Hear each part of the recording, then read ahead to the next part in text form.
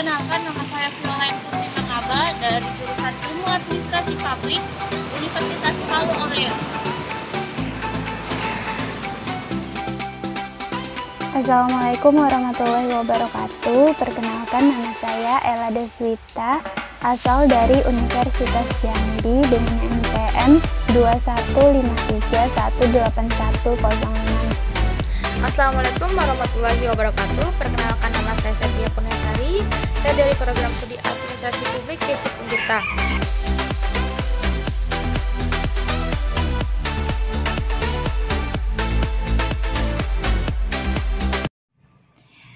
Kami dari kelompok 3 hari ini akan menjelaskan terkait materi selanjutnya mengenai konsep manajemen strategi sektor publik. Jadi di sini ada 4 submateri. Yang pertama itu adalah komponen manajemen strategi sektor publik, sasaran tujuan sektor publik, prinsip SMART, dan struktur sasaran sektor publik. Nah, materi pertama ini mengenai komponen manajemen sektor publik. Sebenarnya kita di sini akan membahas terlebih dahulu apa tujuan dari organisasi sektor publik itu. Seperti yang kita tahu ya teman-teman, bahwa organisasi sektor publik itu tujuan utamanya adalah kepuasan terhadap masyarakat atau kepada pelanggan. Jadi di sini yang diorientasikan paling utama adalah terhadap kepuasan dari si masyarakatnya itu sendiri atau public oriented. Nah, sebenarnya apa sih yang dinamakan manajemen strategi? Jadi sebenarnya kita udah tahu ya manajemen itu sebenarnya apa. Kemudian juga kita udah mempelajarinya itu di semester-semester lalu, bahkan dari SMP ataupun SMA. Jadi manajemen strategi di sini menurut Siagian adalah sebuah rangkaian keputusan serta tindakan yang disusun oleh manajemen puncak dan kemudian diimplementasikan oleh semua jajaran, entitas atau organisasi dalam kerangka pencapaian tujuan yang ditetapkan organisasi tersebut. Nah, secara garis besarnya, manajemen strategi ini dapat didefinisikan sebagai sebuah pendekatan yang sistematis dalam membuat formulasi, mewujudkan, serta mengawasi strategi yang dipilih guna pencapaian tujuan suatu organisasi tersebut. Kemudian ada karakteristik dari sektor publik. Nah, yang pertama itu mengenai tujuan dari organisasi. Tujuan dari organisasi sektor publik ini seperti yang sudah saya jelaskan di awal, yaitu adalah pelayanan kepada masyarakat atau public oriented. Nah, jadi emang ini ditujukannya itu tanpa melihat keuntungan ataupun laba ya. Tapi apakah karena tujuan dari organisasi sektor publik ini public oriented atau berorientasi kepada pelayanan masyarakat, apakah sektor publik ini tidak berorientasi pada tujuan finansial? Jawabannya enggak, teman-teman. Jadi walaupun dia organisasinya itu bertujuan pada pelayanan masyarakat, sektor publik juga berorientasi pada finansial. Nah, berorientasi pada finansialnya itu seperti apa?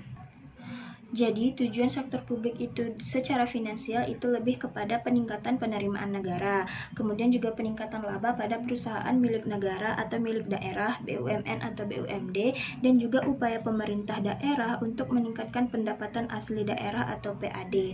Jadi, walaupun organisasi sektor publik ini tadi terkenalnya nirlaba atau non-profit, sebenarnya ada tujuan finansialnya, tapi tujuan finansialnya memang nggak mengarah pada pengambilan keuntungan, tapi dia lebih menciptakan atau meningkatkan keuntungan tadi melalui peningkatan laba atau penerimaan dari BUMN, BUMD, kemudian juga dari pemerintah daerahnya, seperti itu.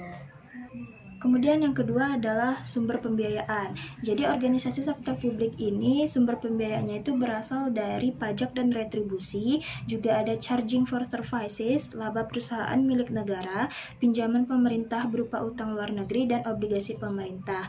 Nah, karena hal tersebut juga berasal dari pendapatan yang sah dan tidak bertentangan dengan peraturan perundang-undangan yang telah ditetapkan.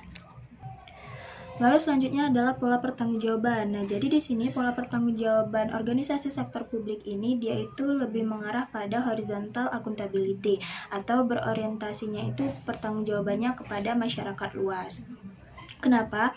Karena semua kinerja yang sudah dilakukan oleh si organisasi sektor publik ini nantinya itu akan dilaporkan atau diberitahukan secara terbuka kepada masyarakat luas. Jadi masyarakat itu akan mengetahui bagaimana sistem kinerja organisasi ini selama 1 tahun periode, dan itu melalui laporan kinerja keuangannya yang boleh disebarkan kepada masyarakat. Lalu selanjutnya adalah struktur organisasi. Oke, jadi untuk struktur organisasi dari organisasi sektor publik ini itu lebih birokrasi dan juga lebih kaku dan lebih hierarkis ya, karena kita tahu ada segitiga organisasi untuk organisasi sektor publik ini, dan disitulah ada yang namanya low management, middle management, dan top management. Jadi di sini dia lebih terstruktur dan lebih terorganisasi melalui job desk yang telah ditetapkan secara jelas. Kemudian adalah karakteristik anggaran dan stakeholder.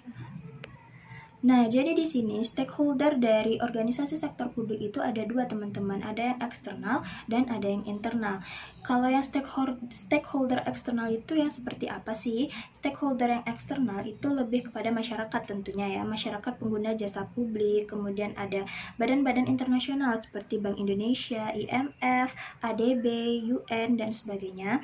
Lalu ada investor asing dan juga country analyst, sama generasi yang akan datang. Seperti kita ini merupakan salah satu stakeholder eksternal dari organisasi sektor publik itu sebagai frontliner nantinya ke depannya. Kemudian kalau stakeholder internalnya siapa? Ya, yang jelasnya adalah lembaga negara seperti kabinet, MPR, DPR, DPRD. Lalu ada kelompok politik seperti partai politik, lalu ada manajer publik seperti gubernur, bupati, kemudian ada direktur BUMN dan BUMD, kemudian ada pegawai pemerintah. Lalu selanjutnya mengenai sistem akuntansi. Jadi organisasi sektor publik ini lebih menerapkan sistem akuntansi yang berbasis kas atau cash accounting.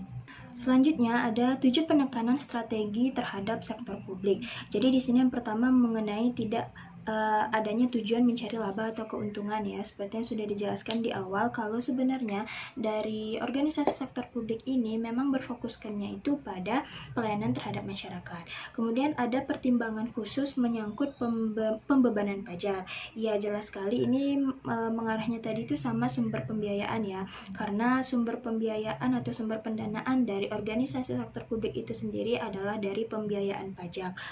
Kemudian ada orientasi kegiatan hanya berfokus pada pelayanan semata, jelas sekali. Kemudian banyak menghadapi masalah yang lumayan besar pada tujuan dan juga strategi. Ini nanti akan saya jelaskan di submateri selanjutnya.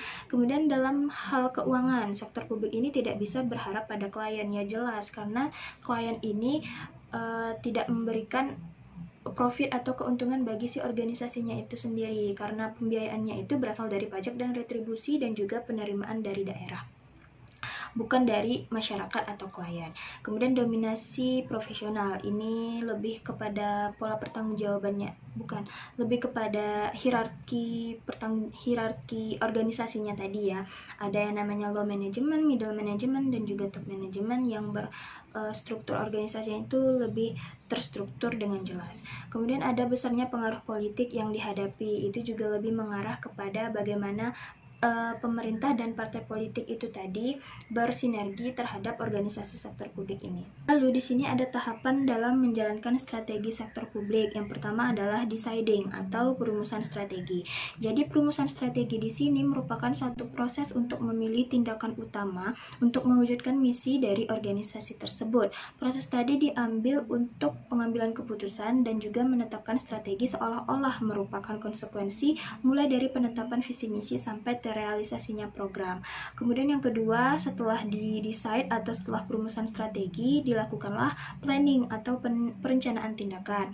Nah, untuk mengimplementasikan strategi yang ditetapkan pertama kali itu adalah pembuatan perencanaan strategi. Inti dari apa yang ingin dilakukan pada tahapan ini adalah bagaimana membuat rencana pencapaian atau sasaran dan rencana kegiatan yang benar-benar sesuai dengan arahan atau visi misi dan strategi dari organisasi tadi.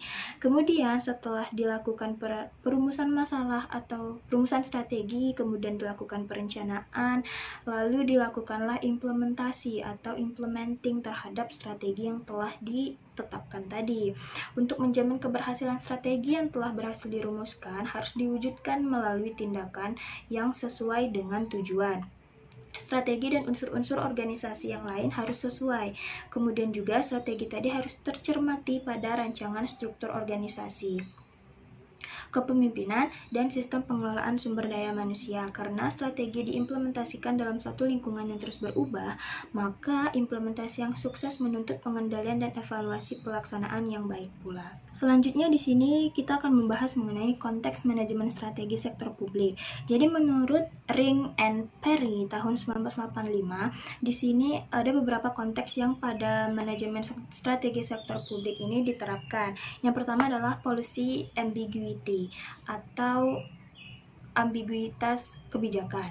Nah, pola arah strategi pada sektor publik ini dinilai tidak jelas arahnya karena struktur organisasi yang sangat kompleks dan tidak efisien.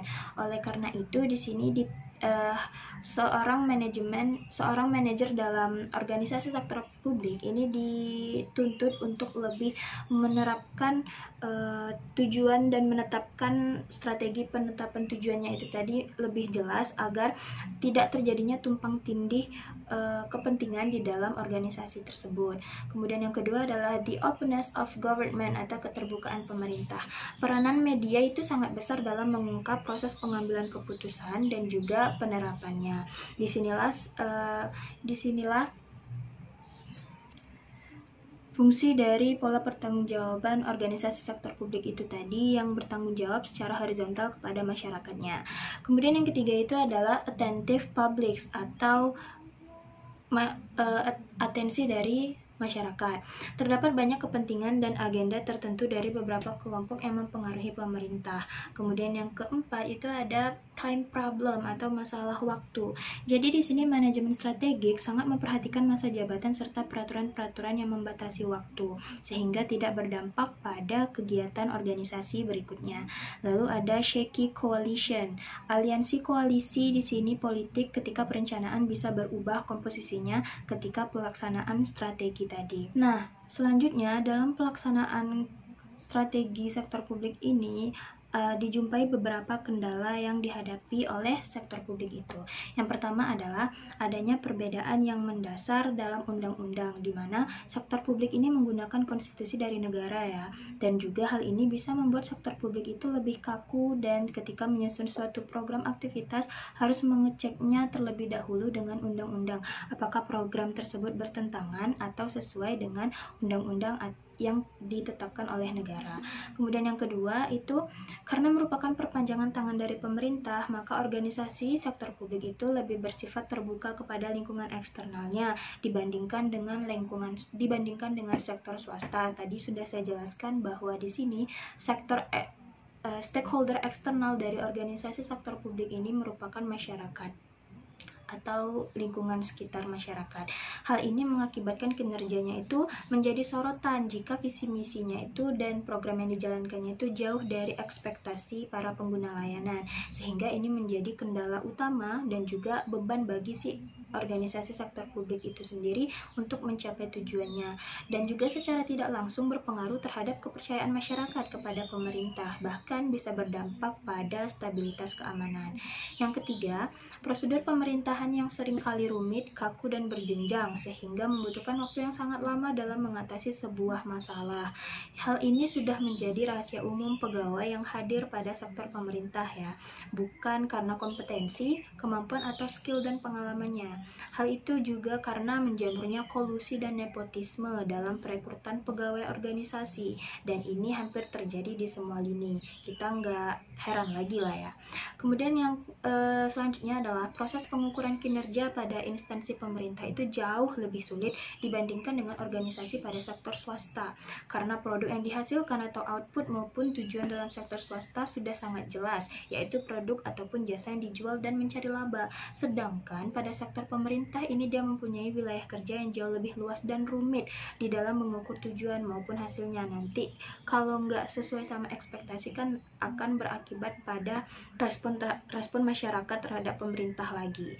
Kemudian selanjutnya adalah keterbatasan akan informasi juga menjadi kendala dalam menghasilkan keputusan yang tepat. Hal ini terjadi karena adanya pembelokan dari tujuan insentif yang berhubungan dengan penerapan manajemen strategi. Para manajer pelaksana biasanya memberi informasi yang keliru agar kinerja mereka terkesan positif di mata atasan, walaupun pada kenyataannya kondisinya itu berbanding terbalik. Nah, ini juga menjadi suatu kesalahan bagi bagi karyawan-karyawan yang bekerja di organisasi sektor publik. Dan hal ini sering didengar sebagai istilah ABS. Nah, ini mungkin teman-teman yang sering baca buku sejarah dulu SMA-nya kenal ya istilah ABS, asal Bapak senang, seperti itu. Solusi yang bisa dilakukan untuk menghadapi kendala yang terjadi di sektor publik itu tadi, yang pertama adalah maintaining flexibility. Jadi implementasi manajemen strategi pada prosesnya itu diharapkan mampu beradaptasi dengan mudah atas berbagai perubahan yang terjadi pada internal maupun eksternal organisasi. Kemudian ada bridging competing worlds. Maksudnya di sini organisasi sektor publik itu bersifat terbuka dan berpotensi memiliki ikatan dengan berbagai kelompok dan juga kepentingannya. Di sini pemerintah selaku otoritas dituntut untuk bisa berlaku adil terhadap semua pihak. Kemudian yang ketiga ada wielding influence, not authority. Maksudnya kemampuan untuk berpolitik sangat diperlukan dalam manajemen strategi. Tujuannya adalah untuk menjalin hubungan dan memberikan kesan positif apabila berkonfrontasi dengan pihak luar. Kemudian yang terakhir ada minimizing discontinuity. Jadi mengontrol koalisi politik yang ada agar tetap stabil dan tidak terpecah, discontinue. Ya, jadi itu saja penjelasan dari saya. Selanjutnya akan dijelaskan oleh teman saya, Viola Putri. Silakan.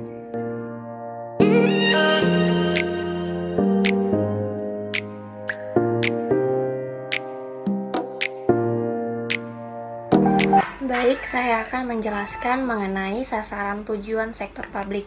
Yang pertama yaitu accountability.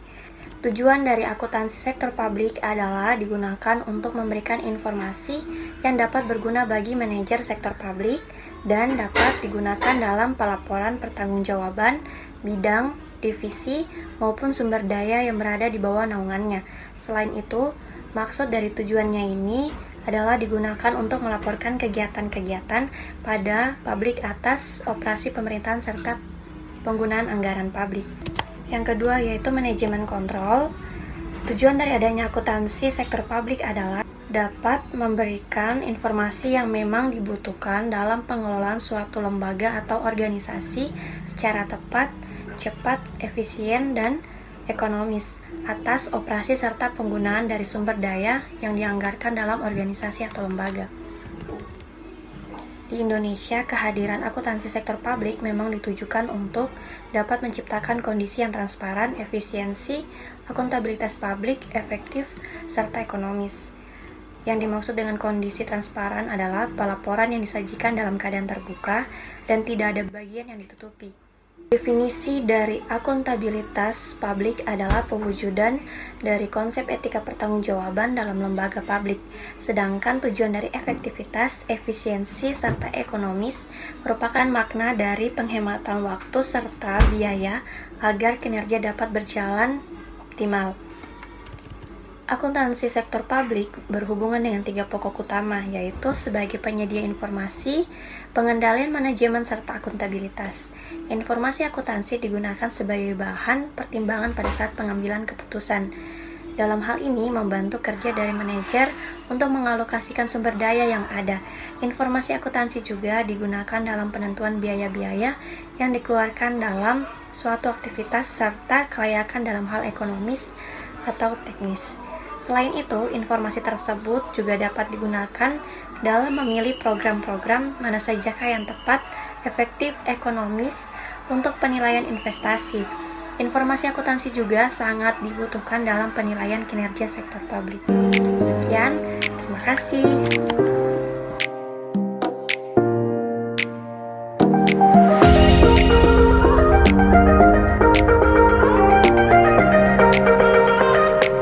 Baiklah, di sini saya akan meneruskan penjelasan mengenai prinsip SMART dalam sektor publik.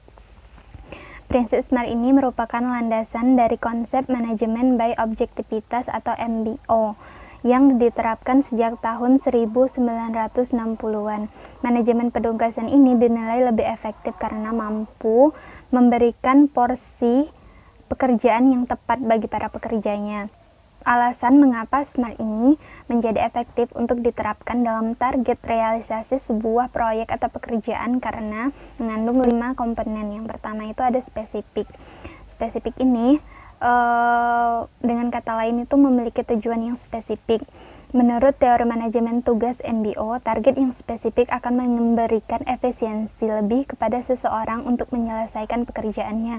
Tujuan spesifik berkaitan dengan detail apa saja yang harus diselesaikan, harus mampu diterangkan secara eksplisit dan mudah dipahami.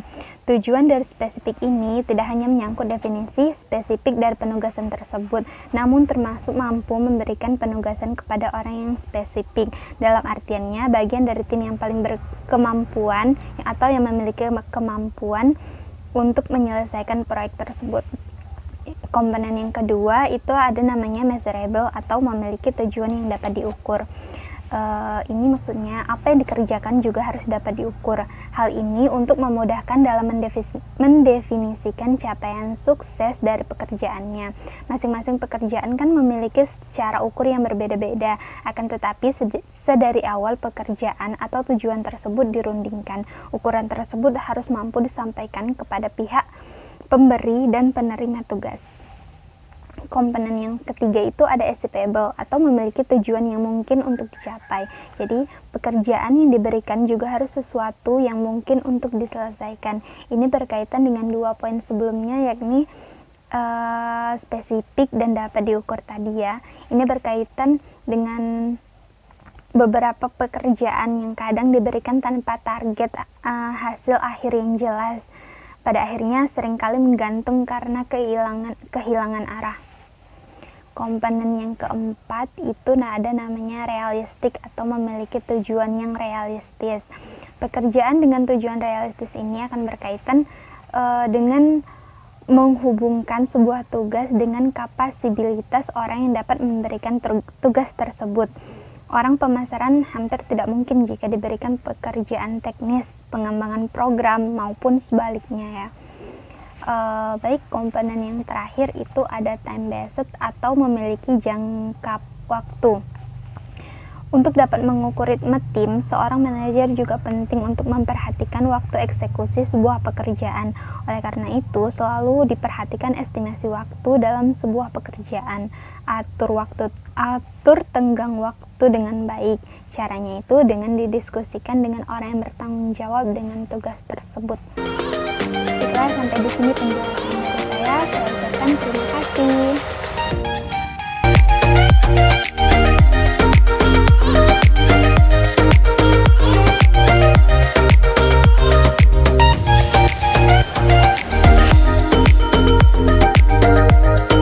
Materi selanjutnya yang akan kita bahas yaitu mengenai struktur sasaran sektor publik. Dalam hal ini, ruang lingkup yang akan kita bahas yaitu mengenai struktur organisasi publik. Sebelumnya, apa itu organisasi? Organisasi merupakan wadah bagi sekelompok orang yang bekerjasama untuk mencapai tujuan. Struktur organisasi publik atau struktur organisasi pemerintahan merupakan susunan organisasi yang bergerak dalam sektor publik untuk memberikan pelayanan kepada publik dan tidak mencari profit. Struktur organisasi publik yang banyak diterapkan di Indonesia yaitu menggunakan konsep birokrasi ideal dari teorinya Max Weber. Konsep ini dimaksudkan sebagai sarana pemerintah untuk memberikan pelayanan kepada publik sesuai dengan peraturan dan kebutuhan masyarakat. Menurut Weber, ada 7 prinsip dasar yang harus dilakukan oleh organisasi untuk mencapai tujuannya. Yang pertama, pembagian kerja. Pembagian kerja atau spesialisasi kerja dipecah-pecah sehingga jelas pembagian kerjanya oleh masing-masing anggota. Yang kedua, hierarki wewenang jelas. Struktur organisasi disusun berdasarkan tingkat dari yang tertinggi hingga yang terendah. Garis-garis komando dan garis koordinasi diciptakan untuk memperjelas alur pelaporan di antara anggota organisasi. Yang ketiga, formalitas tinggi. Untuk mengatur perilaku organisasi, perlu disusun peraturan dan prosedur formal sebagai sebuah sistem. Maka dari itu, para pejabat negara memiliki kualifikasi yang jelas, berupa pelatihan diklat dan sebagainya. Selanjutnya, impersonal. Impersonal di sini maksudnya adalah tidak memiliki hubungan yang bersifat pribadi. Tindakan dan keputusan yang berlaku di organisasi tidak melibatkan perasaan pribadi, sehingga pekerja dituntut untuk bersikap profesional. Selanjutnya ada jenjang karir berdasarkan prestasi.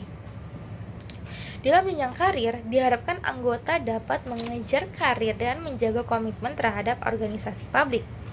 Dalam penerimaan ASN melalui seleksi yang ketat dan dipilih berdasarkan keahlian yang dimiliki oleh para peserta setelah menempati posisi jabatan yang dipilihnya dan mendapat reward dari atasan, maka dia akan dipromosikan jabatannya. Hal ini bertujuan agar dalam jenjang karir yang diharapkan anggota dapat mengejar karir dan menjaga komitmen terhadap organisasi. Selanjutnya ada peraturan rinci.